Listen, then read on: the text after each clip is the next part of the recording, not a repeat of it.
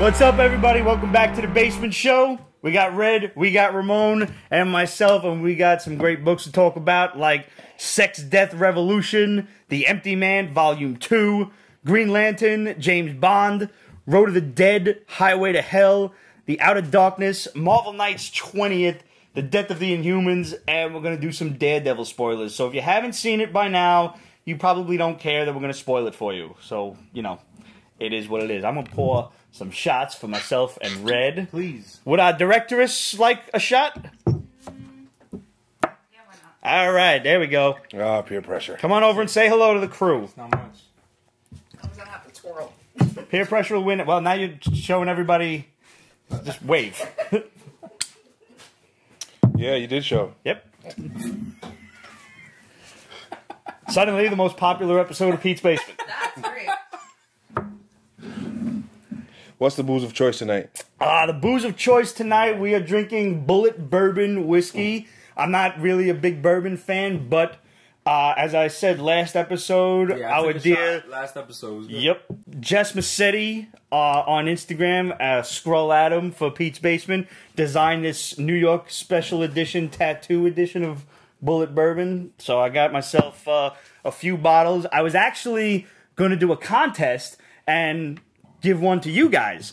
And upon looking up the rules a little bit further, I found out that I can give away alcohol. I don't need a license for that. But I can't mail it to you. That is highly illegal. And I'm honestly way too cute for federal prison. Federal motherfuckers go away for a while. Like, these motherfuckers ain't seen a tit in a long time, so I'm not going there. Just not happening. Absolute wants to know, P, did you see the whiskey I recommended you on Instagram last week? I didn't actually. Feel free to message it over to me. I missed that one, and if I did see it, I forgot about it. Kate agrees you're too cute for prison. Yep. So I want to first off, I want to thank everybody: Miguel Torres, Alexander Souza, El Sinestro, the Bat Force Times, Daniel Ace 68, and everybody else that sent their condolences after the last episode. So thank you guys. I really do appreciate that. It goes a long way. Take my word for it. And Alexander, to you especially, I say we are members of a really shitty club. So here's the heroes, fellas and ladies. Crap, Absolute has the same conversation with a friend because she wanted to send you a bottle of whiskey. Yep, can't do it. I mean, you could, just don't fucking get caught doing it, is really it. Ugh. Alright, so you've been dying to talk about Daredevil spoilers. Yes, I have. Alright, so let's get it out of your system. Well, I just want to say, first of all, if you haven't seen the third season of Daredevil, you're really missing out on great quality TV. Like, take away this comic book superhero shit. It's good shit. It's an amazing show. Mm-hmm. I agree. Like, all the gimmicky fights. The fight scenes are incredible. The choreography is great. I don't understand why they couldn't get it on Iron Fist. Yeah, it's amazing, isn't it? He's doing all the flip kicks that Iron Fist should be doing. But it's great. So, season 3 takes literally right after the Defenders ends. Yeah. Right? Where the building falls on Matt and Elektra. And then he wakes up in the convent. Yeah. Where you think he's dead, but... Yeah, it may be like they allude to him being in a coma for a little while, maybe like a week or two, whatever, something like that, at the very least. Mm-hmm. So he wakes up, and as usual, like this show goes one of two ways: either Karen is being a shit, and every time she's on screen, she's whining about Matt or something else, or every time Matt's on screen, he's feeling sorry for himself, and I can't be around my friends, and something. See, just. And I mean, that is a core concept of Daredevil. Like misery. Yeah, complete misery, a lot of self-loathing and shit. It's different, though, when you read it in a comic book and when you see it on screen, it takes on a different life, a different character of its own. And you really just kind of want to punch him in the face. Yeah. Like, snap out of it. Yeah, like, you just shake the shit out of him. Like, fucking no, you just stop it. It's like when your boy is, like, you know, mad depressed and you gotta, like, smack him around a little bit. Somebody need to take this guy out for a drink. Because he had like all the fucking injuries that he had where he didn't have any senses. How cool. It was really cool when was like, he's like got that concussion and his ears are like ringing and they switched the scene so you could hear what he's hearing. Yeah. That was cool. Yeah, they made him seem normal for a second. Like, it took a while for him to get like back back into the swing of things. And he hated it. Yeah. And he's like, I can't see. I can't see. Like, well, you never could, dude. But now I really can't see. Like, I can't feel anything. I can't see shit. I really, like, I instantly thought of Family Guy when they bring him to the basement and he's walking around and he's trying to, like, feel his way around. He bangs his shit against the fucking stone sarcophagus. He's like,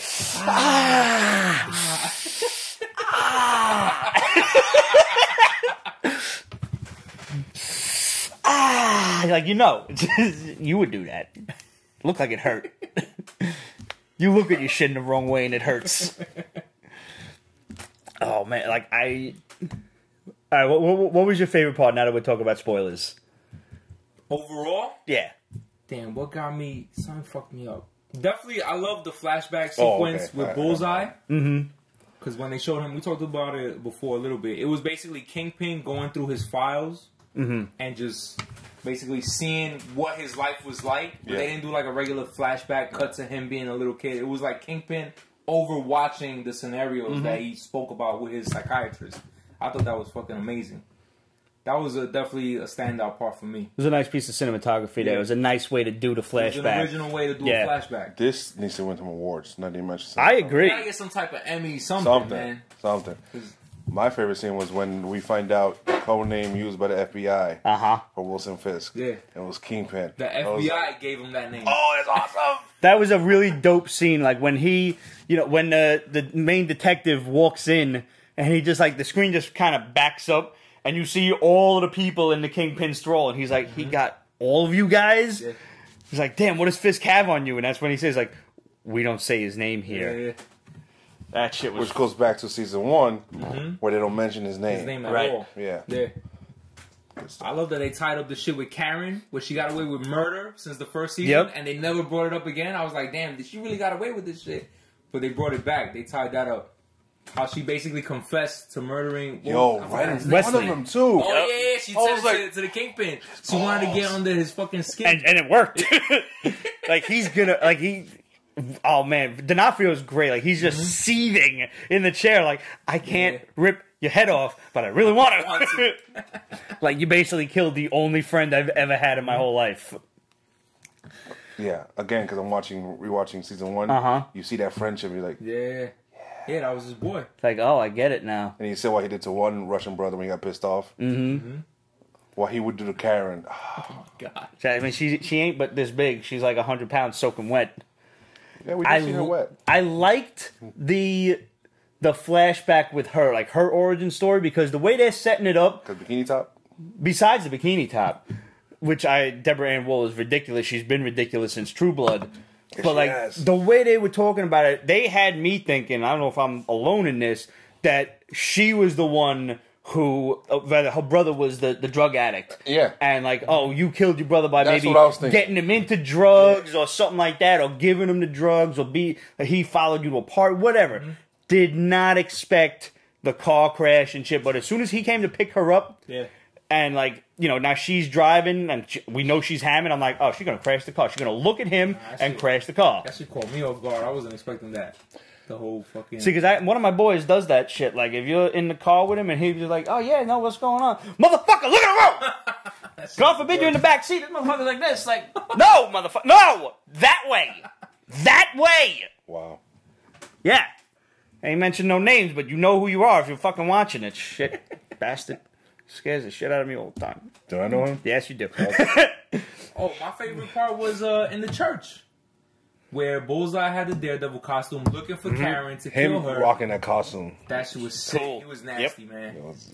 And then Daredevil coming back to fight him, and he had the ropes, because he knew he couldn't fight him from a distance. He had to get close to him, because from the first fight he fought in the newsroom, beat the shit out of him, throwing everything at him. Pencils, scissors, everything. I mean, he's got a scissor sticking out of his chest. Like, no, everything's fine. I'm just going to walk away.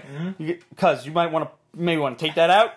Something. Like, it's just sticking in you. Yeah, but in the church, where I thought, damn, we jumping all over the place, but I thought when they revealed who his mother was, they never did that in the comics, right? Yeah, no, that's his mom. Oh, yeah? Yep. Oh, okay, I wasn't sure. It was different in the comics. He actually knew who his mother was in the comics, and they just didn't speak. Yeah, when they revealed it here, I thought she was the one that was going to die at the church, not Karen. Because I knew they weren't going to kill Karen. Yeah, at this point. Give her that death scene. So I thought, oh shit, maybe he'll kill his mom at the church. That would have been badass, actually. But the fact that they switched it, they flipped it, and had Karen holding Daredevil with the cross in the back, like the whole picture in the original comics, right? Comic, that shit was the Kevin Smith run, in case anybody's curious. I was screaming at the TV. I was like, holy shit! I didn't expect the old priest to jump in the middle. It's true. Yeah. Like, just took the Billy Club right to the chest, just Karen, like she did. Karen was waiting for it too. She knew she deserved it. And he jumped in the way.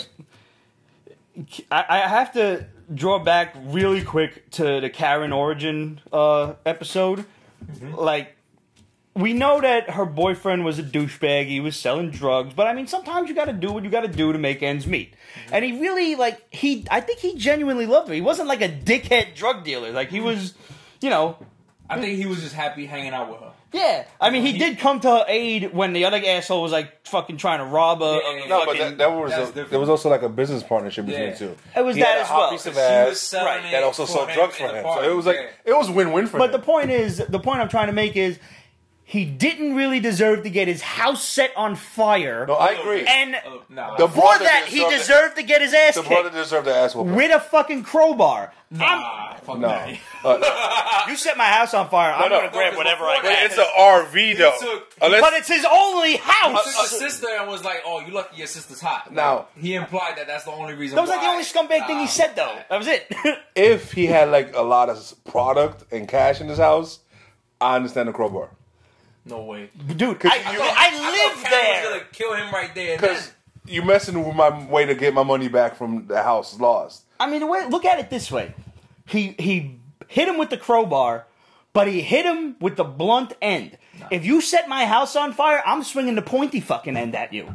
I'm gutting you like a goddamn fish. Now the whole world knows that you have committed murder. They knew it already. They know I'm crazy. Sanity is way overrated. No way. So what, Karen's just gonna watch her brother get killed? No, I understand why she stuck up for him, but as far as the boyfriend goes, I'm not saying he should have killed him, but I understand. Let's paraphrase Chris Rock there. Well, the fight in the Bulletin was definitely like, it just blew my mind. A lot of great fight scenes. The Bulletin, the breakout, the Kingpin rescue or whatever breakout scene. That whole fucking Bulletin. Oh yeah, when he's fucking, it was heartbreaking. When he takes the magazine out of the gun and fucking throws it at the guy's neck. Yeah, fucked him up. When he like just walks by a chandelier and just starts taking pieces of the glass. Oh yeah, going into his own. Like he's just stocking up. Like, okay, let me get some of these. I honestly thought, talking about like who he's gonna kill, I really thought Foggy was gonna get it. Yeah. He just walks in on this whole shit and Bullseye turns around like, boom. And I'm like, no! And he fucking caught it. I'm like, oh man, that cop. I really thought he was gonna get that shit in the chest. You can't kill Foggy. I know. Because that show would be really dark. Yeah, forget it. As it is, this season was dark. I'm actually pretty glad that he managed to keep a nice piece of ass like Marcy around. Yeah. Marcy was from the first season, right? Yeah. She was the one. She was a bit of a bitch. Rival. Yeah. She was a rival, right? All right, yeah. She was against Latina landlady. Yeah. Sunrise. Again, you should rewatch it, brother. Yeah. It's really fucking. I was telling a lot of people, I'll put the first 3 seasons of Daredevil up against the first 3 seasons of a lot of TV shows. Yeah, absolutely. I mean, one of the best scenes for me was the final fight scene. Oh. When it was literally like, you thought who was going to team up on it. No, it's literally a free-for-all. Everybody's fucking everybody up. Fucking brawl. Yo, it was Kingpin, Bullseye, and Daredevil going at it. And he just, like... Every man for himself. Kingpin deserved it from Bullseye, because what he did to his girl... Oh, yeah, absolutely. Yeah. He just... No remorse, just real quick. She has to go. As soon as she even seemed like a threat, he got rid of her. Bitch in the freezer. I didn't realize Melvin Potter was dead, too. I didn't realize that was the body next to her. Like, on the other side. Yeah, that kind of hurt. Yeah, I like Melvin. Yeah, that was the Gladiator. Yeah. I'm glad he actually got to fight Gladiator, because he had that kind of the shirt on, and he swinging the blades at him. On the blades, yeah, that was dope. I was like, all right, we got a little bit of it, at least. But yeah, I'm a little upset to see him dead. That was a shame. How's he going to get a new piece of armor, though? Like, who's going to make that shit for him? I thought... No, there was another one in the basement when he got locked in the basement. You think you're just going to go steal that one? Hell yeah, why not? I thought when he first realized Bullseye was wearing his suit and he knew somebody else was using it, and he didn't want to fuck with that suit, right? Because he was like, oh, I don't like what it stands for. I thought he was going to come out with the yellow suit. I was hoping for the yellow suit. Like, yo! Yeah. Not for nothing. fucking our boy Greg, you know him from Breaking Nerd News. When he gets it, we get it. So go check him out on Instagram if you haven't already. But he sent us a Daredevil Season 3 bingo card. Yeah. And I didn't even want to read it because I went through a little bit of it. And, like, Sister Maggie's not his mom, Daredevil's yellow suit. There was a couple of red herrings in there, but some of his shit was actually spoilers, and you pointed that out. Yo, there's some spoilers in here. And I'm like, yo, I can't even look at this. I'm not even posting it because people are going to lose their minds on Instagram if I do. But I was hoping for the yellow suit, man. The way they were it looked like they were hinting at it too much, so I was like, oh, shit. And then when they didn't reveal Sister Maggie as his mom right away, and that took him to, like, I think episode 7 or so. It was a while. Yeah. I'm like, wow, they're really not going to do his mom in this. So I'm like, all right, so I guess. I mean, that was a surprise to me. I thought it was dope. Also, his mom is hot. Oh yeah, Joanne Wally from Willow. She's been hot since then. Yeah, she's aged really well. She has aged quite well, and I mean, I'm not saying the nun thing is a kink, but it wasn't bad. It helps. She can keep the outfit on. Just a side note. This season's hallway fight scene in the jail. Yes. Breakout. That shit was sick too. These fights were like intense. Like you feel bad for him after every fight. It's like, dude, you need some serious bingo. The one part that sticks out to me is when now, like, you know, he's basically leading the criminal dressed as the cop out. And at one point, you just see a criminal just jigging the guy in the neck. And shit's coming out like a geyser. I'm like, oh, that's just, it's perfectly normal. He's just getting stabbed in the neck. Yeah.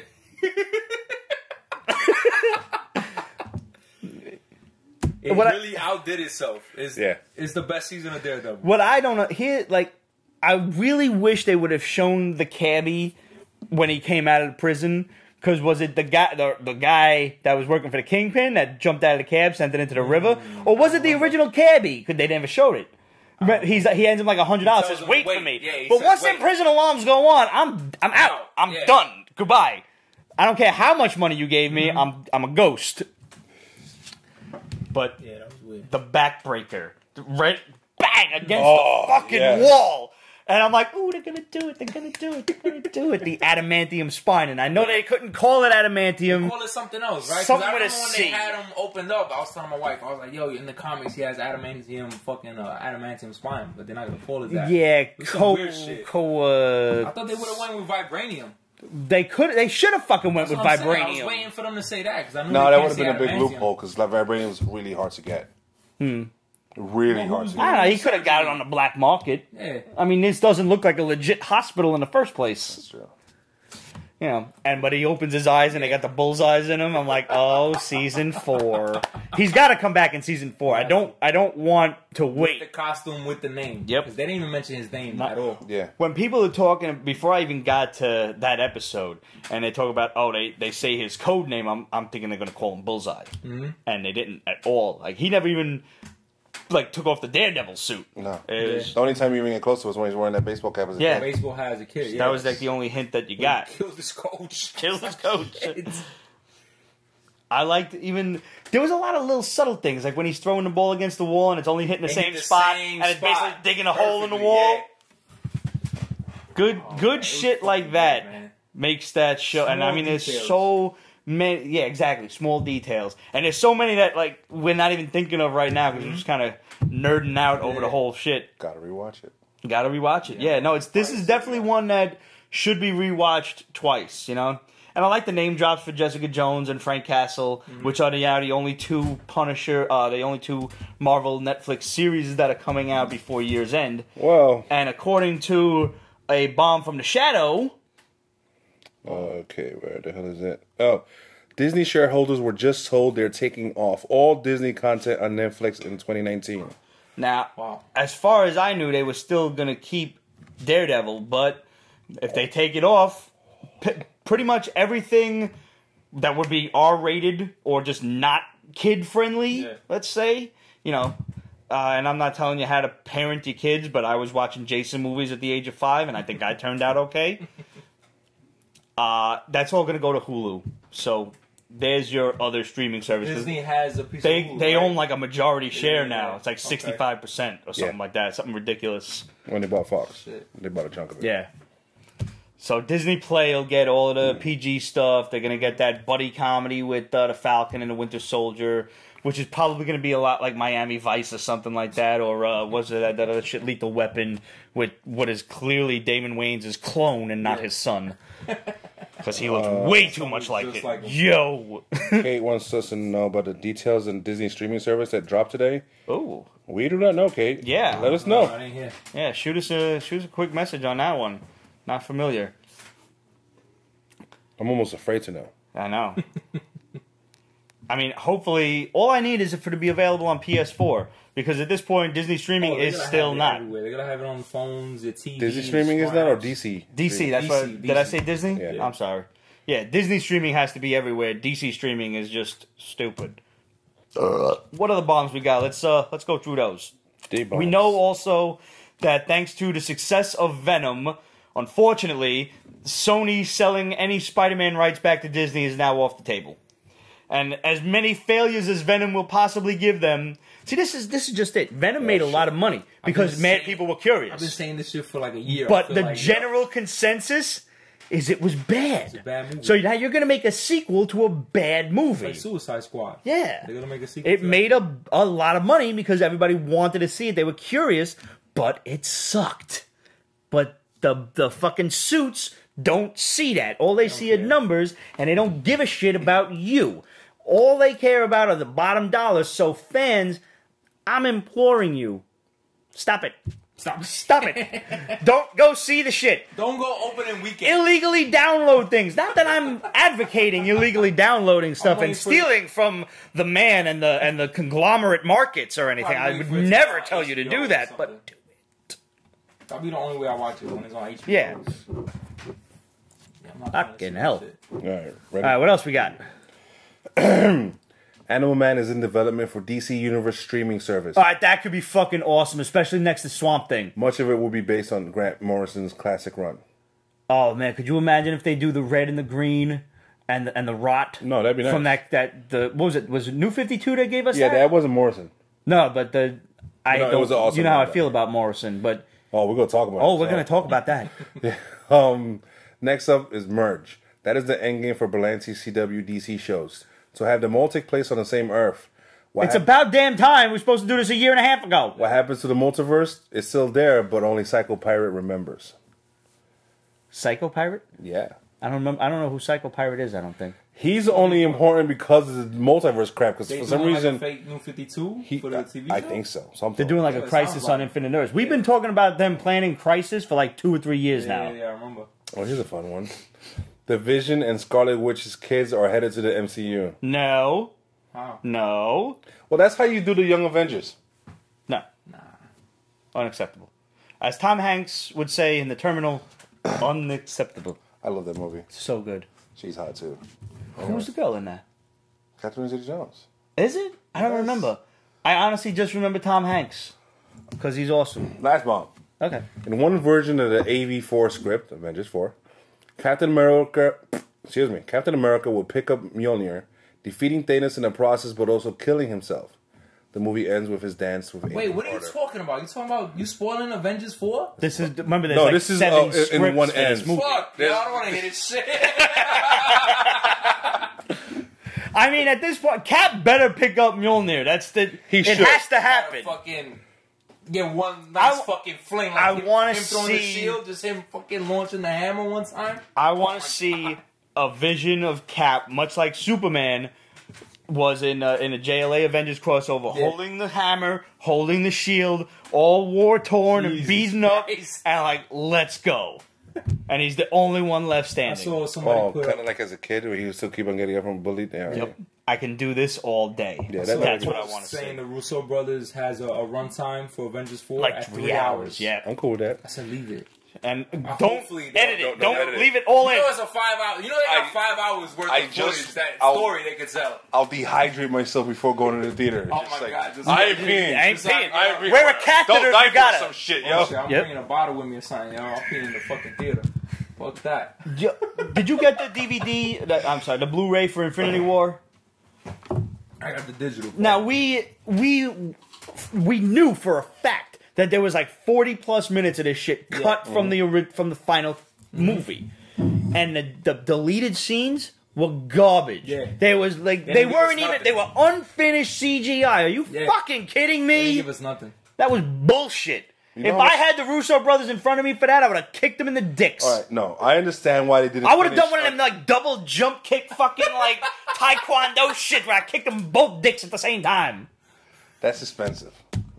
Kicking both dicks at the same time. It seems What, pretty releasing fucking simple to me. non-used No. footage? Finishing non-used footage. No, but That- there it's- was it's bound mostly- to be finished footage that they could have shown us that was far more pertinent than the bullshit ass deleted scenes that we got. Was anyone else out there pissed off when they watched the deleted scenes in Infinity War, hoping for some shit like the destruction of Xandar, Yeah, I thought- which passed by in a statement? Yep. That was too expensive to do too. Also, Fuck that. They probably digitized that whole shit. they should show it again in the Guardians of the Galaxy 3 if it ever comes out. How Or about some they other show that shit in It's on Captain hold. Marvel? Nah, Captain they won't Marvel do takes place in like the 80s Yeah. or some nonsense. Let it be won't the do end it. scene, the after credit scene when she realizes, oh shit, something's going on. I think once we see Nova, and they should then show the destruction of Xandar. Because it'll make sense. Why there's only one freaking Right. Nova? And he's so powerful to boot. Does Nova get his own movie? He's gonna Or a series or They're gonna something. go very It would be cosmic dope soon. if they be like, if Yeah. that's like the first sequence of the movie, his just origin, total destruction. of Thanos coming to take Yeah. the Power Stone and just fucking ripping the whole planet And apart. then Xandar sends like a Yeah. special suit out. That would be dope. One little like helmet goes flying Yeah. off like a la Green Lantern ring or something like that. Why are you mentioning Green Lantern? I'm sorry. Especially this week. All Especially this week. right, let's do the questions before. All right, let's go to questions before we start ragging on comic books. All right. Do. All right, so Absolute says, what was one of the best and possibly dangerous toys that came out of the late 80s, early 90s? Oh, Skip-its were fun, but you had a high chance of bruising your ankles. Also tripping the fuck over it and face I forgot planting. the name of this, but remember that game, that one you used to slap her on your wrists Yeah, and you used to cut people? them shits hurt. Yeah. Like the metal band. Yeah, those things Yeah. were like, Yeah. suicide game. Soccer boppers were inflatable, but with a good punch, you could knock somebody out. And can you imagine using these as an adult? Yes, I've often thought about it. Somebody would get hurt and something would break. Micro machines were fun, but if you stepped on one, there was a chance you'd be on your ass. Legos were just a minefield. Oh my god. It's like in my house. Not for nothing, Transformers and Voltrons yeah. were metal back in the day. You Yeah, chuck those solid. at your friends. Tonka trucks too, but they were Tonka older. trucks was dope. You put your knee on the back of that dumpster and you were was out. rolling down the block. Hell yeah. I was like a scooter. I want to see if he do that. I bet you I could still do that shit. Somebody said creepy crawlers. Mad balls were fun. Dangerous. Dangerous toys. I mean, I guess by not default. I can't think of the word. Creepy crawlers would burn you, H said. Oh, those were the ones that you had to cook or something. Creepy crawler makers would worm. burn I you. mean, Right. Shrinky Yeah, Dinks you you had had to to put put in the oven too. Damn. Yeah, because you had to have like a parent there, but you know maybe you didn't, and you just popped the Parent? shit in the oven at 500 degrees. Oh, Jesus. But like the laser tag shit, where you put the armor on and you were playing. I mean, if you ran into the street and a car was coming and you forgot to look, you could get hit by a car. You know. And these days they got delayed traffic lights because hipsters just be in their phones like this, forgetting that cars hurt. That shit's crazy. That's one of the hipster in the world. Yeah. I agree. I fully agree. I yell at people, be like, "Cars hurt, asshole!" And then they look like, "What? What?" All right. One guy's like, "Fuck you." I was like, "I will fucking kill you. I will fucking kill you. I will steal your wallet, go to your fucking house, and kill your family." And this guy was just like, he couldn't believe I even came up with that shit. As I'm driving away, like, Oh shit. 5 seconds, I got all that shit out. You gotta be prepared. Jesus. Pete needs prayer. He needs Jesus. Twice. Any more questions? Yeah. No. Okay, Kate wants to know, anybody reading the new Doctor Who comic? No, I never picked up a Doctor Who comic. I love the series. I still haven't caught up. I haven't watched the Capaldi series, Peter Capaldi, whatever the fuck his name is. Because I don't like the Doctor being old, man. I know he's like quirky and shit, but I don't know. But everybody told me, "Oh no, it's good. You just gotta get used to it." That's the case with every Doctor. You gotta get used to it. Took me fucking like a season and a half to get used to Matt Smith because I was so hooked on David Tennant. Christopher Eccleston, I got over pretty quick. Absolute wants to know, out of all the women who have played Catwoman, who is the best and why? This question excludes that Halle Berry trash. Michelle Pfeiffer.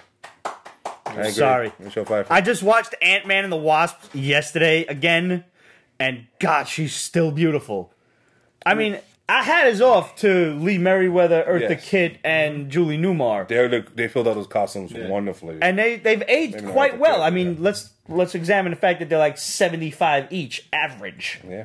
They still look great. But Michelle Pfeiffer just, I don't know, she was Catwoman, for God's sake. Yeah. And last but not least, Orlando Geekly wants to know, can you explain the last issue death of the Inhumans to me? LOL. Did BB just murk entire race besides the Royals? That one outpost, a couple of red shirt Inhumans? And if Vox was just reconditioning Inhumans, why the hate for the Silent King? Well, I guess that's all on you because you read Death of the Inhumans. I did not finish it. It was definitely Inhumans, but nobody that mattered died. Did Lockjaw die? Because I seen a No. picture. Okay. No. It turns out when Good. Vox... 'Cause still, if you kill the dog, it's unacceptable. when Vox, the bad guy, was killing people with a ray, he wasn't disintegrating you, he was teleporting you. Through time? No, back to the Kree homeland. Sure. Which is just a floating rock, because I think Galactus ate it? Yeah, anyways. So basically, the only people that died was Maximus, finally, even though I never believed that the guy's dead. Nah, never. He'll be back. Triton killed the fish guy. That's Abe really Sapien, it. oh man. No, that's Star Wars. They'll be back. But yeah, that's... They should do like, our boys over at Welcome to Fireside like to do the Fireside face-off. If you guys are watching, you need to do Abe Sapien versus Triton. Just take it away. Abe Sapien. Yeah. They had Kingpin versus Mr. Negative like yesterday or so, and I'm like, Kingpin's got this. Like, he would just grab his head and just squish it. Comic book Kingpin's no slouch. No, not at all. He's a beast. Motherfucker fought the hand. Yeah. In a sumo diaper, just fucking motherfuckers up. That's it for questions. So was Death of the Inhumans good? Like what happened at the end? Who did Black Bolt kill the entire race with his voice? What happened here? Spoilers. No, he went ape shit with his voice. It's about time. Like what's his name? Karnak came in and he was talking to them because they wanted him to surrender. So I'm here to discuss yada yada yada. Oh no, not our surrender, your surrender. Oh, this conversation is over. No, I was just delaying until the guy comes, and he's just screaming here, screaming there, screaming nonstop. Marvel pussifies their characters. Yes, they do. Thor's supposed to be mad powerful. They pussified him. Okay, whatever. Now he has one arm, a ton of. Let's not even talk about Thor. Black Bolt's supposed to have a mad, powerful voice. Right. No, after a while, his voice got raw. What was he like? His singing voice got scratchy? Yeah. So he needs like a lozenge? It was hurting him. And you see blood coming Somebody out. get this guy a Halls. So then Vox grabs Karnak, ready to cut his throat. And, Karnak's like, go ahead. Karnak's like, I'll take one for the team, especially what he did. He destroyed New Ardalan or whatever crap. Vox then teleports behind Black Bolt and slits his throat. Obviously, he didn't die. He's in a hospital bed, and they stitch him up, but he's really weak. So if he whispers in your ear, because that's all he could do, he can kill you. If he's talking right here, you're gonna end up with like a bloody nose. That's as far as his powers were towards the end. But he had one good scream left in him, so they went through all that nonsense, and he went inside to the chamber where they kept all the Inhumans they freed. They caught. And he just screamed and killed everybody in there, including the scientists and everything. And that's what that can't be done anymore. Because everybody was a different Vox. Maximus was a Vox himself. Yeah, they have a bunch of Voxes. Yeah. Oh, Sounds confusing, but I mean, Donny Cates is awesome. I'm going to finish the series. Yes. It's interesting, but I don't see them Vox sticking was like to this clones, or he was like inhabiting different people? They would take you and turn you into a Vox and like super soldier you and I'm kind of getting this whole Agent Smith thing with something like that, yeah. And you would end up with some inhuman powers. Same thing. Then they will go with you. At one point, Crystal was a Vox too, but they rescued her. They rescued Lockjaw after a brief battle because that has to happen. What the hell does a teleporting dog do to fight? He's huge. He bites you. It's over. I guess you're right. Yeah, I mean he's like this. You're right. So that was definitely Humans. It was... So, I mean, it was Black Bolt that killed most of the Inhumans. But Yeah. because they were, like, That's crazy. Voxes, Yeah. so he had to, pretty much, right? Also to get rid of everybody who was involved in Right. creating these Voxes. Well, they deserved it. Which are old Kree. So, like, the Kree are, like, down to, like, maybe a handful of people now. So that was his last fucking Yes. hurrah, and what happened with him? No, he walked out, His fucking so throat we don't popped. know. He just walked out in his costume. Truthfully, they'll probably leave that in dust for a while because remember they were trying to build up the Inhumans for a while, and then the Fox deal came through. Like I've we got seen, X-Men back. yeah, they don't care anymore. Yeah. And now all of a sudden, now we're gonna just kill the Inhumans. Yeah. Remember, November, I think it was 6th or something like that, was the day the Inhumans was supposed to come out and in theaters. It was supposed to be the movie. Yeah, that's right. That Garbage. somebody, a bunch of people were posting the timeline like, "Oh, did you enjoy the Inhumans movie? Because today was the day it's supposed to be out." They're cosmic characters, so you know. Yeah. He did kill Ronan, though. Oh, Ronan was on another gurney next to him. no. He just whispered in his ear, killed him. Did he do it on purpose, or did he? Is that how he found out? Like, oops, I killed him. No. Ronan wasn't involved in the process of turning people to Voxes and all that stuff. He was just taken over by other Krees. Uh huh. And he was like, they're going to turn me into a Vox, too. So just take care of me. And That so- was nice of him, man. Yeah, I guess. All right. I don't know how this died with like a sonic death screaming in your ear, but you know. The Geneva quick. Convention outlawed that shit after World War II because they were experimenting with sonic weapons and it like Is it quick it- or slow no, and painful it's death? pretty fucking painful because it basically Fucking blows you melts your apart. brains. Imagine like you know when you're at a club and you feel the bass like imagine just being shaken to death Oh my god. fast. So let's finish off Marvel with Marvel Knights 20th. No, right? Like it's not been that long. It hasn't, has it? 90, Marvel Knights is 20 years old. 98? Yeah, right? Is it really? Pete, I'm 39. Yes, I understand that. You're not that far behind. Fuck you, dude. You shut your whore mouth. 19. You shut your whore mouth. We're 2 years away from the 90s being 30 years ago. And you too. I think of 30 years ago, I think of 1970. Yeah. It's terrible. 2001 was like 5 years ago. I can't even wrap my head around it. That's a reason to drink. Yeah. Hey. To be honest.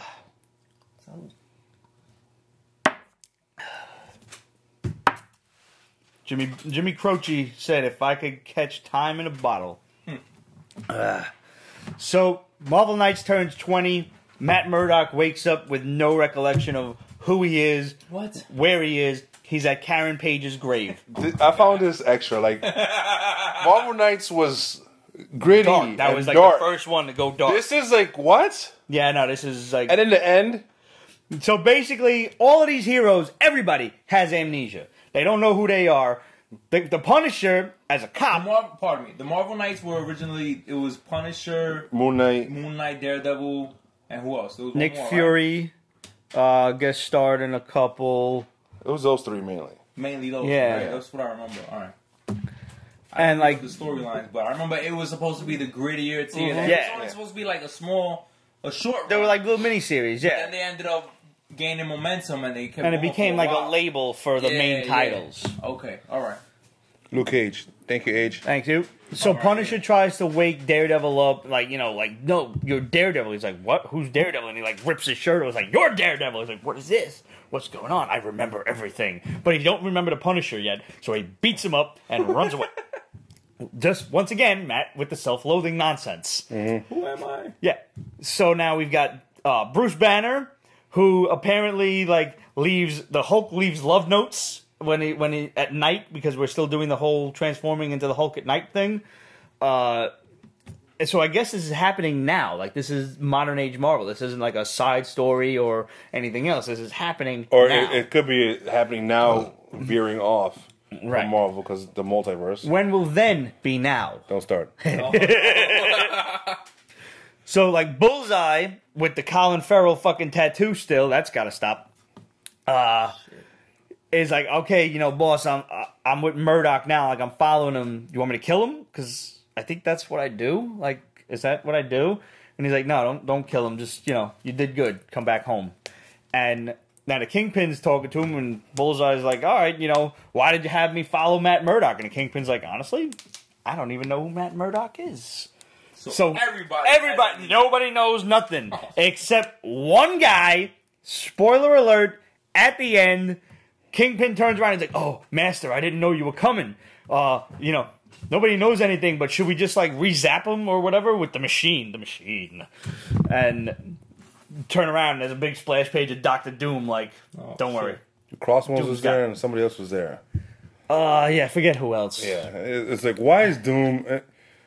Why is Doom dealing with fucking? Why is he brainwashing all of the superheroes? Like, I'm just like, and there was like other names on Punisher's list crossed off, like Captain America, and Elektra I forgot who else. next. Elektra, right? That should be fun. Trying to wake her up. I didn't care.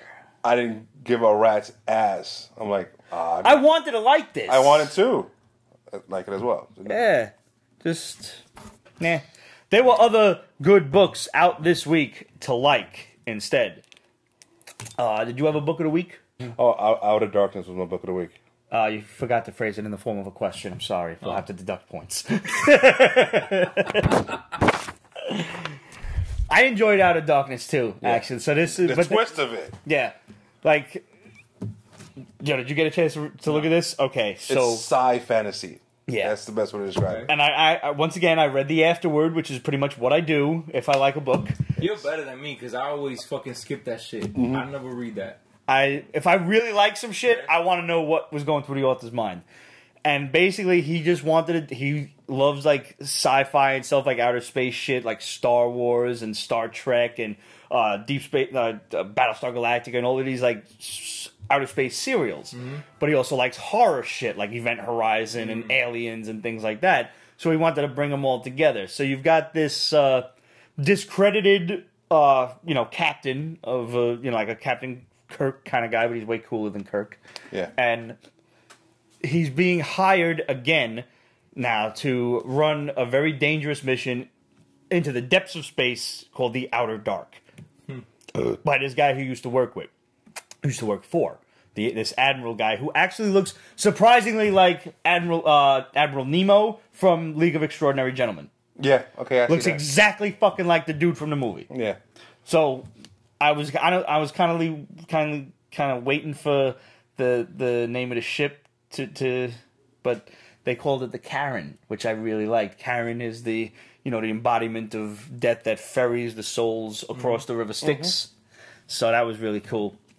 And he's talking about, I think the engine was your favorite part, wasn't it? Yeah. Yeah.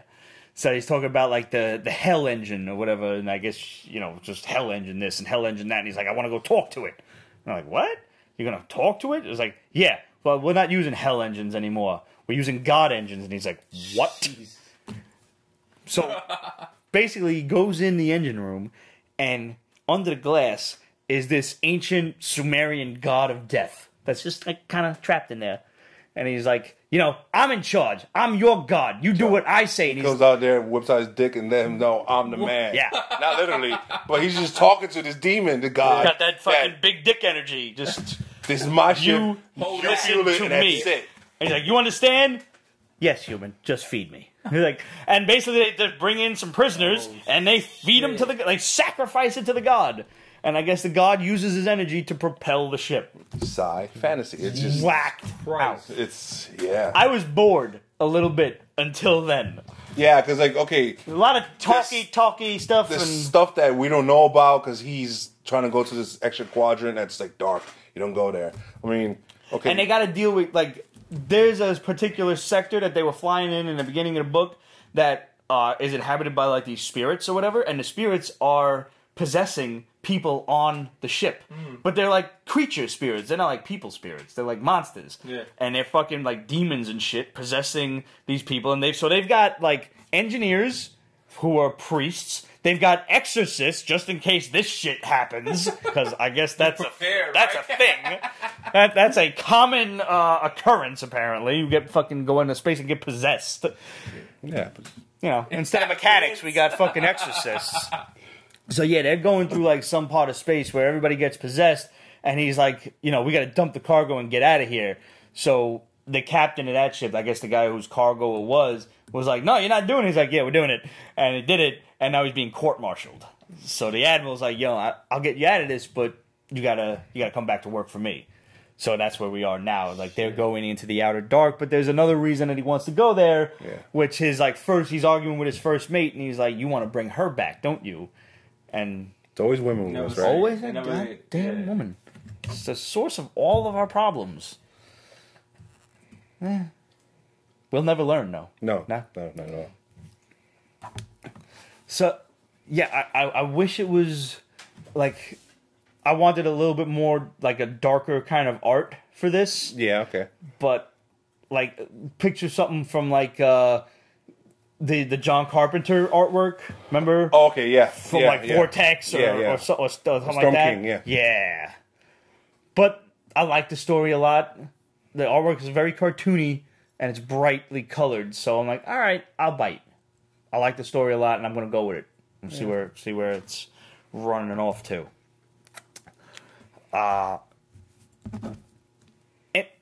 Wrong. Yeah, shush. Shush. Speaking of dead things, Road of the Dead, Highway to Hell is pretty much zombies. This is Walking Dead with, like, a tank. It's Walking Dead with a tank. And the good guys got the tank right now. And they're going up against a bunch of bikers. Just keep using the tank. Yeah. Problem solved. Everybody get in the tank. Will they get out the tank? Run them over. They're going up against like a bunch of regular Joes who haven't had guns, and word has it that the woman they're traveling with, the scientist, has the cure for the zombie outbreak, and now everybody wants her. Like, whether it's to sell her to the highest bidder or to take the cure for themselves. But the cure hasn't actually been made yet. They just have a theory on what to do with it. So she's got to get to the lab in Canada first. So they're trying to take her there. So all of these, like, regular civilians are getting, hot in the head, and they're fucking shooting at these people. So they're like, but they have a fucking tank. And the guy's like, who cares that the turret's not turned at us? Yeah, the cannon part isn't. Right. But on top of every tank, it's a 50 cal. Yeah. So the guy gets over, he's like, surprise, motherfuckers! Just mows them all. Like, in full color, yo. It's just rips them in half. Which is pretty much what a 50 cal would do to you if you ever took a shot from it. 50 cal would blow you the fuck up. Yep. One shot. Just that's it. Entry wound, exit wound. Yeah. Yeah. So it just mows everybody down. Yeah. Why not, as soon as you saw the roadblock, stop the truck that you're on. The tank does 45 miles an hour. On the road, yeah. Mow everyone down. Just shoot and kill them all. You should be able to do that, but you have the whole trailer that's carrying the tank. I understand. You need the fuel that's on that. Yes. Because it'll run out of fuel. Also, just get in the 50 cal again. Just bikers are more mobile. In G.I. Joe, they call it the Ma Deuce. Just get on top of that motherfucker and just mow them all down like roadblock. Take the shit off of the tank. Like that. What? Do it again? Oh, wow. Or just shoot a shell from the tank at the, I don't know. You can find a way around the mountain road. There's another way, probably. Just bring the whole mountain down on these assholes. Yeah. This is why people need me in these situations. Oh my God, painting a 50 cal? Shit. That's a dangerous thing. Ah. Black Mask, Sex, Death, Revolution. There's a wacky book. There's a lot going on in this book. It is. It's a lot. So let's break this down simply. We've got two lesbians. They're both witches. Well, okay. There are lesbians. Well, one of them is transitioning. Yeah, so used to be a guy, now she's a woman. So I don't know where she stands, and nowadays there's a name for everything nowadays. So I don't know. She says transitioning in the book. Yeah. That's what I'm going with. Yeah. She's a woman now. But they had the coven had a little breakup. Magic's a thing now in this. Magic's very much a thing. Magic is normal. But it's not normal. I think they're still keeping shit a secret from like the normies like us. I don't think. But they have parties where magic is a thing. Yeah. Like which it's not like a dark party. It's like a socialite party with like, hey, he's a magician. I mean, there's bound to be like white spells and, gray magic and shit. Don't you play Final Fantasy or nothing? No. All right, well, that's a problem then. All right.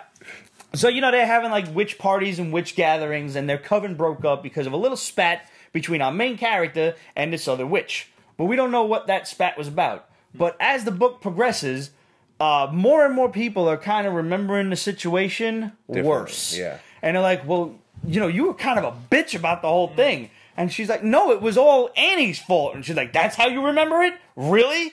So things are changing. And you really get a sense of that when her girlfriend looks at a photo of them. You see it in the beginning of the book. And it's like them. She's our main character's in Esperanza is her name. Esperanza. She's in, I'm sorry, I'm white. Esperanza. Yeah, I'm not doing it. I can't roll my R's, man. I tried. I got a B in Spanish because the teacher liked me. I was funny. That was it. Couldn't roll an R to save my life. If it was dough, I couldn't roll the R. So she's like in a cocktail dress, and her girlfriend's like there, and they're both smiling in the picture. But then later on, you see the picture in the girlfriend's home, and she looks at it, and she's like, "Wait, this isn't how it happened." And she's like kind of like sheepish looking, and the other girl's in like a leather jacket, giving the camera the finger and everything. She's like, I would not have fallen in love with a butch biker like this, like an asshole. Like, you look like an asshole. Mm-hmm. Something is changing your past. And all of a sudden now she's smoking again after quitting for a year. She's like, no, I never quit. You know, so she doesn't realize what's happening because it's happening to her. So only her girlfriend, who seems to be exempt from whatever spell is going on. Obviously, we know it's the other bitch. Yeah. Well, so far, yeah. You know, well, it's somebody in the coven. Somebody in the coven, but they're probably leading you to think it's Annie, but it's probably not. Yeah. It's probably that other dweeb with the glasses and the fucking hipster hair. Guaranteed it's that asshole. So that's pretty much the short version of the book. Yeah. The long version of the book is it's breaking down different types of magic. Blood magic, death magic, like theoretical physics magic, which is weird and like time travel magic. Extra. It is extra hard magic. And then there's like earth magic, which has to do with like the ground and dirt and fucking. Yeah. All that is explained between what yeah. he said. Seems to be a lot of fucking going on while casting spells. Just, you know, that's the impression I got. It's a pretty good book. Not for nothing, you know? It is. It's definitely book 2 I'm getting. Yeah, I would like to see what happens. Unlike Moon Knight. I mean, Marvel Knights. Marvel Knight, no, that Marvel Knight's not happening. No. Yeah, Sex, Death, Revolution. I'm with it.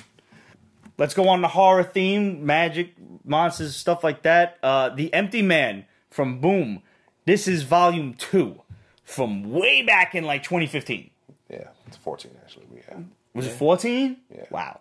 Cullen Bunn and Vanessa Del Rey, and they did the original, and this one, the new art is Jesus Hervas. Did I say Hervas? Did I say?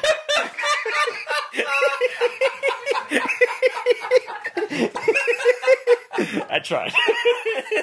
One of the extras is Pete learned Spanish. I'll do that. I will. So, like, the Empty Man is this, like, disease that infects people and makes them see demons, monsters and shit, makes them crazy, and eventually makes them kill themselves. Yeah. Shit. And I'm trying to remember the first book, because I'm sitting there, I'm reading it, and I'm like, this title is familiar. Are they ripping something off? Like, is Cullen Bunn ripping somebody off? Little did I know, he's ripping himself off because he wrote the first volume and now we're on volume 2. And the only reason I figured it out when the detective showed up at the end, I was like, oh, she was in the first one and her partner got fucked up in the head. Now she got a new partner. Sucks for him. Yeah. So now, it's cool because in the beginning, like, the narrator is telling you all about the Empty Man and the disease and how it affects the mind and shit like that. And then you see a dude with his daughter, and the wife is screaming upstairs, and, like, you know, he's explaining to you as like what the disease does, and he walks into his wife's room. Melissa, you okay? Opens the door, and everything that you just read in the narrator's box is now written on the walls in blood. So it was her doing the talking as she's going insane. Because Cullen Bunn is madman. But they didn't answer the one question that was asked. What is the Empty Man? No. Where did she get all that blood from? Well, we don't know that. That's the thing. So it's the whole wall. She's like, no, don't worry, it's not my blood. Oh, yeah, I'm about to say. But he's like, where did it come from? Never even answered. Oh, shit. So now these people, they're like cults to the Empty Man, like praying to him and shit like that, because apparently before you die, you see the Empty Man, you meet him, or whatever it is. And I'm picturing like something like the Slender Man or something, but we saw a monster in the first volume. Something really fucked up looking, like a slimy thing / spider thing. Something really fucked up. Like Vanessa Del Rey might want to seek some help for drawing that. It's fucked up. Yeah, some people draw some stuff that's just like, why? So I'm already in for this because I invested the time in the first one. Yeah. And like, oh shit, it's back. So I want to see where it goes. Like I don't know what there's no answers yet. What the disease is, what it could possibly be. Is it like a spirit that's infecting people? Is it actually a disease? Are people really just going crazy and hallucinating? We don't know. I think I'll appreciate this book more when I have it all. I think so, yeah. And then read it all. I think this is a book that you need to get everything and then read after the fact. Like a trade. And you may want to go back to Volume 1 since it's been 3-4 years since Volume 1. It's a minute. So yeah, get the trade of that. And if you're going to buy the issues, buy them. And then, like a Netflix shit, just binge read the whole thing. Because this is going to be one you're going to need to go back and forth to the next, rather than, wait several months or whatever, however long it is in between. That's going to be tough. James Bond 007. I bought mostly for my mother because she loves James Bond, but I gave it a read. And it's basically just like a typical James Bond book, but I'm very intrigued that I don't know where the timeline is in this. But This there's is a weird dude. because he is. What's his name? Aha! That's what I'm saying. He is him. But now, is it him, or maybe it's his son or something? There's an Asian dude with a top hat, and he's throwing a hat and shit. I want to know if that's our job. If it was his son, that'd be way better. Yeah, I want it to But be his son. I'm afraid it might just be like Young a retelling of I hope it's not a retelling. I want it to be his son. And the fact that this job is kicking his ass. Yeah. is And badass. he's another secret agent. Yeah. So I'm going to continue on this just to see if it's how me it too. relates to Odd Job. And if it doesn't at all, that is a missed opportunity. You'll be pissed. Yep. All right. Last but not least, we had several people asking us what our thoughts are on the Green Lantern issue 1 that just came out. Well, let me start off by saying it's written by Grant Morrison, so you know where I stand. Grant Morrison does not like superheroes, and it shows every time he writes a superhero book. I'm going to pull myself a shot before I continue this rant. Grant Morrison likes his vision of what a superhero is. He usually likes to do research. I mean, the man does incredible amount of research. Yes, he does. And then he shits all over it afterwards. Yes, he does. Like, he takes a big crap right on top of all those books. Green Lantern snot. Green Lantern snot. There is a Green Lantern who is a virus. It is a microscopic virus. It is basically the common cold, and it infects the host, being the Green Lantern, and now you're just sneezing and coughing, and this guy's like shooting snot out of his fucking nose. All right, you remember Tropic Thunder? Yes. When he told him you went full retard? Yeah. You went too far. Grant Morrison went full sci-fi on this. Too much. far, and he should have stopped baby steps. I am cool with the world and the universe being crazy. I am cool with a snot Green Lantern. We've seen raccoons. We've seen Flies. squirrels. We've seen flies. We've seen whole We've planets. We've seen the whole planet. With a bacteria? But they gave us so much in this one book. I'm like, no, stop. No.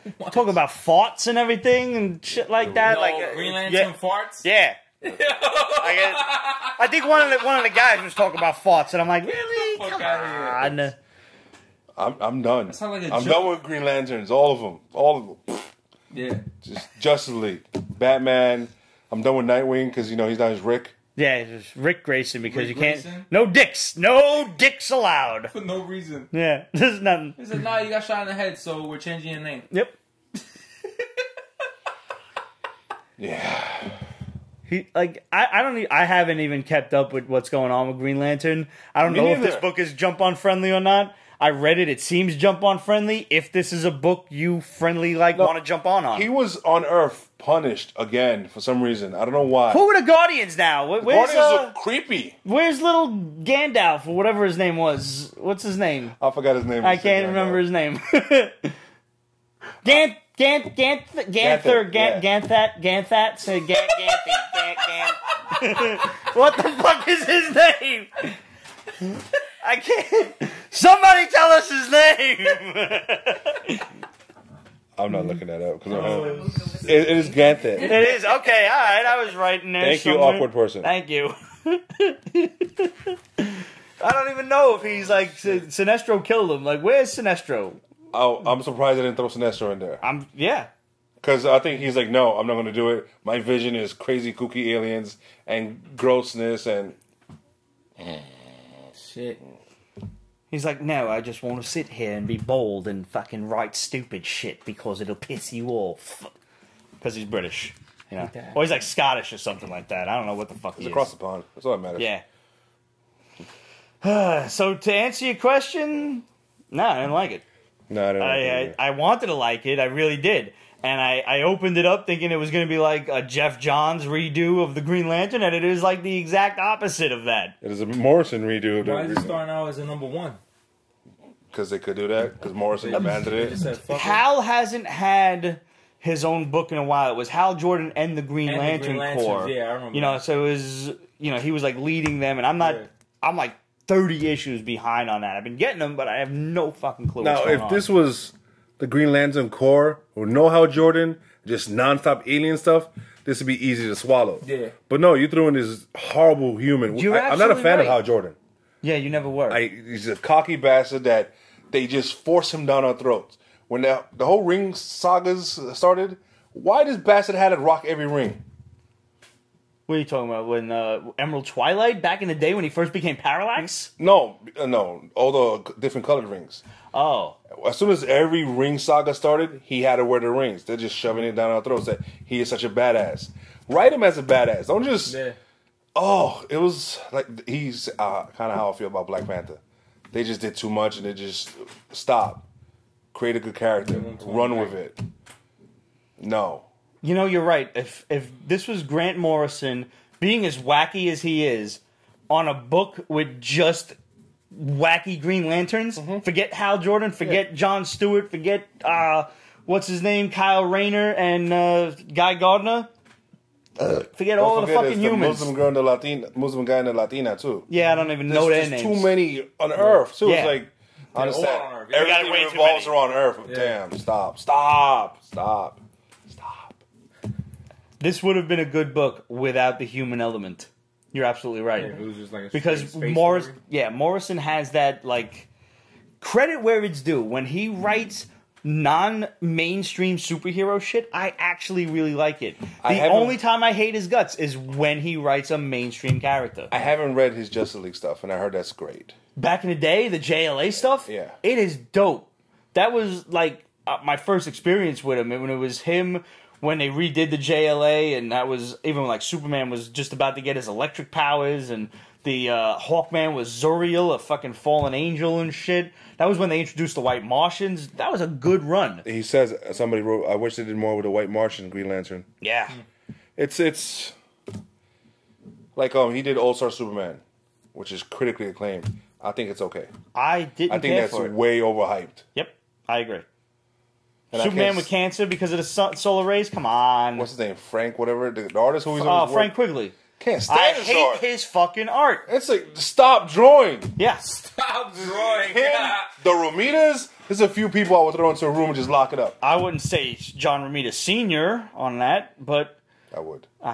Jesus. Boxy ass shit. No, that's Junior. Senior does not do that. Well, Junior does. He gave birth to him and he let him do that shit. Well, I understand that. He gave birth to him. Guilty by association, I do understand. Now you're speaking my language. Yeah.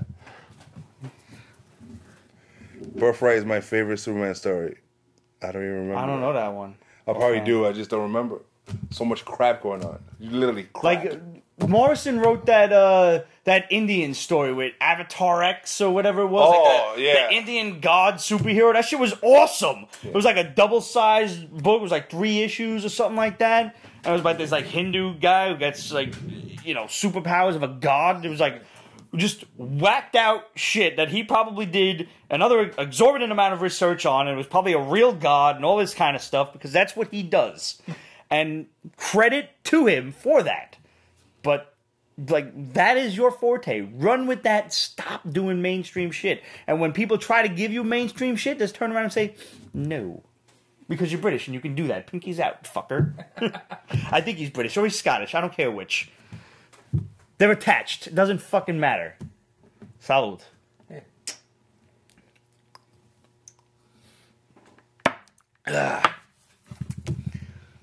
Well, on that happy note, we're just about done. We're going to close out the show with 2 messages.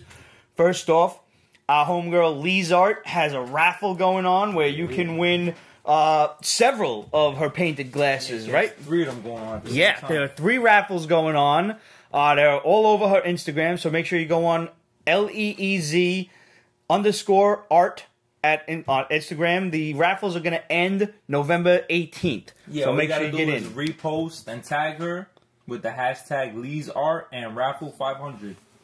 This is her getting 500. Well, now she has over 500 followers, so she's trying to give y'all something nice. Nice. That's awesome. So, like, if you win the raffle, you get, is it like a choice of what to get, or is there different raffles? I think she has a set of 3 different glasses that 3 different people will pick. I think she's picking out 3 different winners. And the more you enter, the more you repost, that's another chance of winning. So, guys, I mean, you've seen us drinking out of the glasses on the show. They do actually work. They hold up to hand washing under the sink, and I wash that shit in hot water because I skeeve germs and things.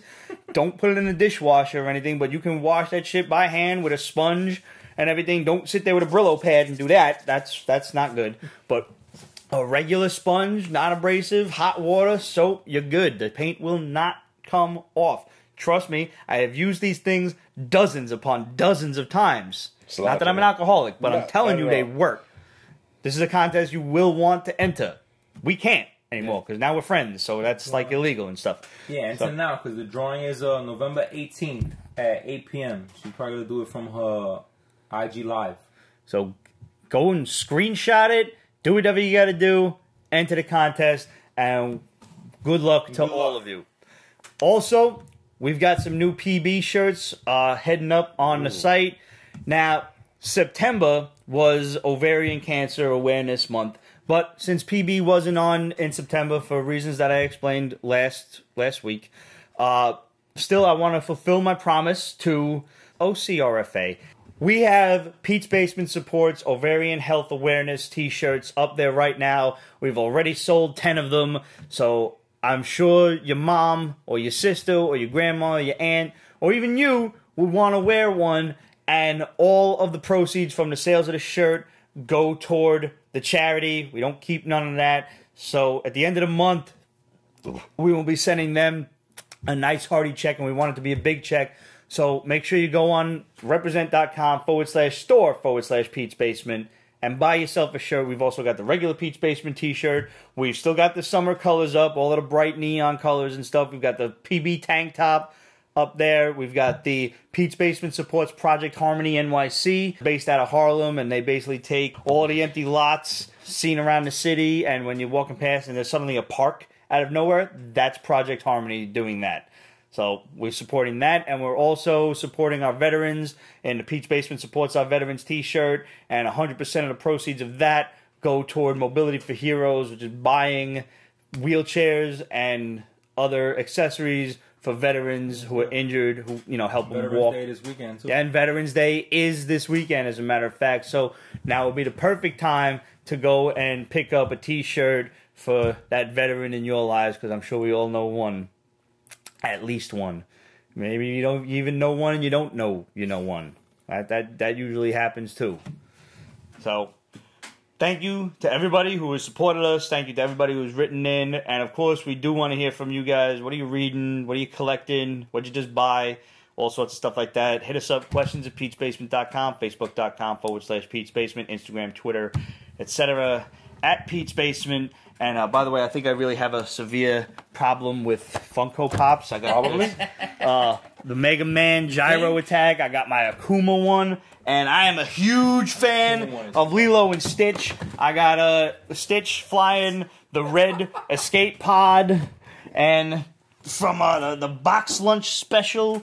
I got Experiment 626 where he's under the glass and he's like just jumping on the glass because he's just fucking really just ridiculously cute And violent. and violent. Yeah. And short. Yeah, it's basically my name Stutch. You do that too damn well. We'll see you guys next week. You should dress up as him. I could. Oh, I could do that. Halloween. Yeah. Toy guns and stuff. And little 6 arms. Yeah. Yeah, I could do that. Pete's Basement is copyrighted 2018. Ripped Productions. All rights reserved. So go fuck yourself.